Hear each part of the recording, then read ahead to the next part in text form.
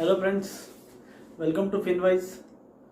Friends, reserve bank of India का एक बहुत यूज़फुल सर्कुलर आया है regarding the safe deposit lockers और बैंक लॉकर्स। तो ये वीडियो मैंने इसीलिए बनाया कि मैं इसकी जो इम्पोर्टेंट इन्फॉर्मेशन है, वैसे तो सर्कुलर काफ़ी बड़ा है, पर जो इन्वेस्टर्स के लिए या डिपॉजिट रखने वालों के लिए या लॉकर हायर करने वालों के लिए जो इम्पोर्टेंट इन्फॉर्मेशन है वो मैं आपके साथ इस शॉर्ट वीडियो में शेयर करना चाह रहा हूँ। दोस्तों, मान के चलिए आपने मेरे पास में कुछ पैसा रखा, if you are my friend, और आपने मेरे पास पैसा रखा और आपने एक महीने बाद में जब पैसा मेरे से मांगा, क्योंकि आप बाहर गाँव गए थे, तो मैंने बोला कि पैसा घूम गया। तो ये किसका रिस्पॉन्सिबिलिटी होता है? आपका पैसा आपको लौटाना, ये मेरा रिस्पॉन्सिबिलिटी होता है। बट फ्रेंड्स, अनफॉर्चुनेटली आरबीआई का एक सर्कुलर आया था 2017 में, जिसमें ये लिखा गया था कि बैंक के जो सेफ डिपॉजिट लॉकर्स है या बैंक लॉकर्स है, उसमें जो भी पैसा रखा है वो पैसा यदि उसकी चोरी हो जाए या वो किसी नेचुरल कैलेमिटी में डिस्ट्रॉय हो जाए तो ये बैंक की रिस्पॉन्सिबिलिटी नहीं रहेगी। तो इसके बाद में काफ़ी सारे लोगों ने इस पे कंप्लेंट्स आरबीआई के पास गई, काफ़ी सारे लोगों का कंसर्न था। तो आरबीआई ने काफ़ी अच्छा मूव किया है, काफ़ी अच्छा रिजोल्यूशन दिया है, जो कि अभी ये लास्ट वेडनेसडे को रिलीज़ हुआ। उसमें आरबीआई ने बोला है कि इसके बाद में बैंक डिपॉजिट लॉकर्स में जो भी अमाउंट है उसका केयर करना, उसका सेफ्टी, ये सारी बैंक की रिस्पॉन्सिबिलिटी रहेगी। और अगर वहाँ कोई कैलेमिटी हो जाती है, कैलेमिटी यानी बिल्डिंग कोलैप्स हो जाती है या थेफ्ट हो जाता है या फायर हो जाता है, तो उस केस में एनुअल डिपॉजिट अमाउंट का 100 टाइम्स जो रिलीफ है वो डिपॉजिटर को दिया जाएगा।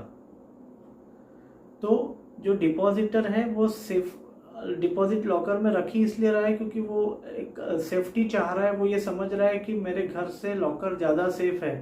तो वो सेफ्टी के लिए अभी आरबीआई के जो नए रूल है उसके हिसाब से काफ़ी अच्छा एक सिक्योरिटी उस पर्सन को मिला है। इससे रिलेटेड जो प्रैक्टिकल पार्ट्स है वो प्रैक्टिकल चीज़ें मैं आपके साथ शेयर करूँगा। तो आते हैं नेक्स्ट स्लाइड पे। तो दोस्तों, ये है वो सर्कुलर जिसमें आरबीआई ने ये क्लियर कर दिया है कि the liability of the bank will be limited to 100 times the annual rent paid in case of fire, theft, building collapse और fraud that has been committed by the bank's employees. तो दोस्तों, अभी मैं कुछ सालों पहले वाशी में था, वहाँ भी मुंबई में, वहाँ भी एक थेफ्ट हुआ था जिसमें बाजू वाले बिल्डिंग में कोई रहने को आए थे और उन्होंने एक भूयार बना के बैंक से पैसा लूट लिया था। तो इस टाइप का यदि कोई इंसिडेंस हो जाता है तो इससे आप पार्टली कुशन हो जाओगे, पर फिर भी 100 टाइम्स ऑफ एनुअल रेंट, ये जो है अभी पहले का सोने के रेट जो है वो सोने के रेट पहले जैसे नहीं रहे। अभी लोग ज़्यादातर बैंक का माने जो सेफ्टी वॉल्ट्स में या बैंक के सेफ लॉकर्स में महंगी चीज़ें रखते हैं, जैसे सिल्वर हो गया या गोल्ड कॉइन्स हो गया या मेनली ज्वेलरीज़ हो गई। तो ज्वेलरीज़ की कीमत अभी काफ़ी बढ़ गई है। तो बैंक लॉकर से पूरा कॉम्पनसेशन तो मुश्किल है, बट इसके लिए ऑन एन एवरेज अगर आप देखो तो ऑन एन एवरेज 3,000-4,000 के आसपास में बैंक लॉकर की गवर्नमेंट ऑफ कंपनीज़ के बैंक्स में पर लॉकर कॉस्ट आती है। तो 3 लाख से लेके तो 5 लाख तक का कंपनसेशन आपको मिल जाएगा। यदि आप ज़्यादा अमाउंट रख रहे हैं और आप चाह रहे हैं कि मेरे को इक्वल सेफ्टी मिले, तो उस केस में फिर आपको हो सकता है 2 बैंक्स में अकाउंट खुलवाने, 2 लॉकर लेने पड़े अलग अलग बैंक्स में, यदि आपके लिए वो प्रैक्टिकल है तो। या एक और भी ऑप्शन रहता है कि अभी एक बैंक लॉकर इंश्योरेंस डिपॉजिट भी एक रहता है, तो उसमें भी आप बैंक लॉकर में यदि आप महंगी चीज़ें ज़्यादा अमाउंट में रख रहे हो तो उसको आप सेफगार्ड कर सकते हैं। आरबीआई ने ये बहुत अच्छे से बोला है कि it is responsibility of banks to take all necessary steps and security for the premises in which the safe deposit vaults are housed. RBI said that bank would not be liable for loss to or damage to locker because of the natural calamity. तो जो factors bank के control के beyond है, मान के चलिए कोई भूकंप आ जाए या कहीं पे कुछ बाढ़ आ जाए और समुंदर के पास ब्रांच है, इस टाइप का यदि कुछ हो जाए तो उस केस में वो बैंक का जिम्मेदारी नहीं रहेगा, पर बिल्डिंग की सिक्योरिटी, बिल्डिंग का इंफ्रास्ट्रक्चर, फायर, ये सारे चीज़ों में बैंक का रिस्पॉन्सिबिलिटी रहेगा। तो डिपॉजिटर्स उस एक्सटेंट तक सेफ हो जाते हैं।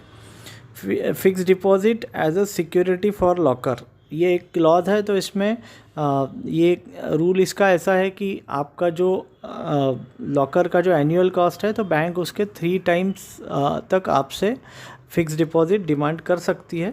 मान के चलिए 4,000 का लॉकर कॉस्ट है तो 12,000 तक, प्लस अगर किसी कंडीशन में लॉकर ब्रेक करना पड़े तो उसका भी कॉस्ट, पर वो कॉस्ट ज़्यादा नहीं रहता, मामूली कॉस्ट रहता है। एक बैंक को हथौड़े से तोड़ने के लिए ज़्यादा टाइम नहीं लगता है ताले को, तो वो एक अगर छोड़ दिया जाए तो 3 टाइम्स बैंक लॉकर का जो एनुअल कॉस्ट है उतना डिपॉजिट बैंक मांग सकती है।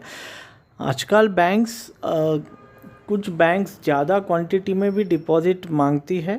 जैसे कि जिस बैंक में मैंने ये काफ़ी साल पहले खोला था, उस बैंक ने मेरे को 35-40,000 का डिपॉजिट तब लिया था। तो ये जो डिपॉजिट्स है इसका इन्वेस्टर्स को आइडिया नहीं रहता। तो यदि बैंकर आपसे हेवी डिपॉजिट की बात करता है तो उस केस में आप 3 टाइम्स वाले रूल के बारे में उनसे ज़रूर बात कर सकते हो। फिर इसमें ये सिस्टम में ट्रांसपेरेंसी भी लानी पड़ेगी, वेट लिस्ट ऑफ लॉकर। तो इसमें वेट लिस्टिंग में ट्रांसपेरेंसी रहेगी, फर्स्ट कम फर्स्ट बेसिस पे ही बैंक को देना पड़ेगा। उनका अपना जो भी सिस्टम रहेगा उसके हिसाब से वो एक सीरियल नंबर के हिसाब से, अगर लॉकर में वेटिंग लिस्ट है तो सीरियल नंबर के हिसाब से वो आपको नंबर अलॉट होगा और उसमें ट्रेसेबिलिटी रहेगी। सीसीटीवी फुटेज तो ज़्यादातर बैंक्स लॉकर्स में अवेलेबल है, पर जहाँ अवेलेबल नहीं है वहाँ पे सीसीटीवी फुटेज लगाना पड़ेगा at the entry and exit point. और इसका जो है वो लास्ट 6 मंथ्स का जो फुटेज है उसका बैकअप बैंक को रखना पड़ेगा, सो दैट अगर किसी थेफ्ट का कंडीशन आ जाए तो उस केस में बैंक उसको ट्रेस कर सकती है। अनऑपरेटिव लॉकर जो है ये एक बहुत बड़ा कंसर्न है। अनऑपरेटिव लॉकर्स के रूल्स ऐसे हैं कि अनऑपरेटिव लॉकर यदि एक नॉर्मल रिस्क सिनेरियो है तो उसमें यदि पर्सन 3 साल से ज़्यादा अगर लॉकर ऑपरेट नहीं करता है तो bank is suppose to communicate you, और आपका लॉकर बैंक तोड़ भी सकती है। बैंक को वो राइट्स है कि यदि अनऑपरेटिव लॉकर है so they can break the locker. तो इसलिए नॉर्मल सिनेरियो में, और यदि हाई रिस्क इन्वेस्टर है या हाई रिस्क सिनेरियो है तो उस केस में हर साल में एक बार आपको बैंक लॉकर में जाके आपको एक बार उसको ऑपरेट करना है। वो अगर 1 साल से ज़्यादा हो जाता है तो बैंक आपको उसके लिए भी रिमाइंडर दे सकती है। तो ये सारी चीज़ें जो है, ये सारी चीज़ें आरबीआई ने क्लियर कर दी है अभी जो रिसेंट सर्कुलर आया। पर जो सबसे इम्पोर्टेंट चीज़ है वो यही है कि लगभग 100 टाइम्स एनुअल कॉस्ट का इंश्योरेंस जो है वो अवेलेबल रहेगा और सिस्टम में ट्रांसपेरेंसी ज़्यादा रहेगी। फ्रेंड्स, मैं आशा करता हूँ कि इससे आपको वैल्यू एडिशन हुआ होगा, और यदि आपको नई नई चीज़ें चाहिए तो आप ये चैनल को सब्सक्राइब नहीं किया तो ज़रूर सब्सक्राइब करिए। Friends, thank you.